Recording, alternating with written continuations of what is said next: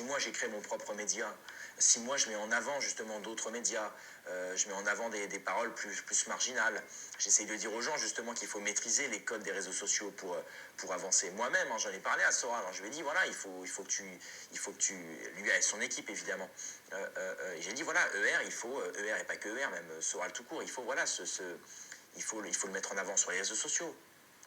Et aujourd'hui, voilà, on voit des Soral qui font des 500 000 vues, c'est pas rien.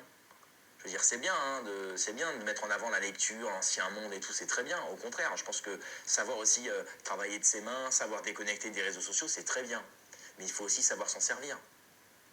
Il faut savoir s'en servir. C'est comme les gens qui méprisent le bitcoin, qui méprisent la bourse, qui méprisent le trading, etc. Je pense qu'il y a une vision un peu nauséabonde de ce milieu-là, ce qui n'est pas faux. Mais par contre, on ne va pas se mentir aussi, c'est ce qui peut vous donner une certaine liberté. Alors loin de moi l'idée de vouloir faire le millionnaire, tu veux trouver ta liberté, bah, mets à fond dans le trading, pas du tout. Hein. Mais aujourd'hui, il faut s'y intéresser à tous ces outils-là.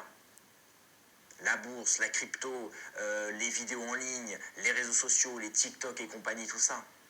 Il faut se rendre compte que vous pouvez mettre une vidéo sur TikTok, elle peut faire 1 million de vues en une soirée. Vous pouvez potentiellement parler à la France entière si vous le voulez. Donc tout ça, c'est pas rien. Il faut l'utiliser intelligemment. Tu vois ce que je veux dire?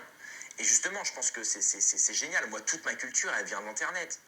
Parce que voilà, je demande à ChatGPT, il m'explique le marxisme. Je vais sur Wikipédia, je lis toute l'histoire de la guerre d'Algérie, truc, machin, tu vois, c'est super. Alors, évidemment, il y a des bouquins qui le font très bien. Et ça, il faut, comme je l'ai dit, je pense que c'est un milieu. Dans la vie, tout est, tout est question d'équilibre. Il faut savoir maîtriser l'ancien monde et il faut savoir maîtriser celui qui arrive. Et justement, en jouant avec les deux pédales, comme ça, ancien monde, nouveau monde, et justement, ça vient aussi à tendre la main à l'ancien monde, des gens comme Olive Olive, Alain Soral, tu sais, cette ancienne génération, on va dire de la quarantaine jusqu'à 80 ans, quoi, tu vois. Ça passe de Olive Olive, Alain Soral, Asselineau, tout ça. Mais il faut savoir aussi serrer la main aux plus jeunes, tu vois. Les jeunes influenceurs politiques, tout ça, il faut pas, un type comme moi, tu vois, il faut pas les prendre, il faut pas les mépriser. Et justement, en faisant l'alliance des deux, c'est comme ça qu'on peut justement se regrouper et faire quelque chose de très bien. Se servir de la jeunesse pour être sur les réseaux sociaux et se servir de l'ancienne génération pour avoir un discours rempli d'expérience, rempli de logos, de savoir, etc. C'est un peu ce que je fais en invitant Soral sur ma chaîne. J'invite l'ancienne génération et je la fais découvrir à la nouvelle. Vous voyez? Et c'est justement comme ça que... Et je pense pas qu'il faut mépriser justement les réseaux sociaux, dire que c'est un truc d'abruti et tout. Moi, je suis pas... voilà, je veux dire, je pense pas.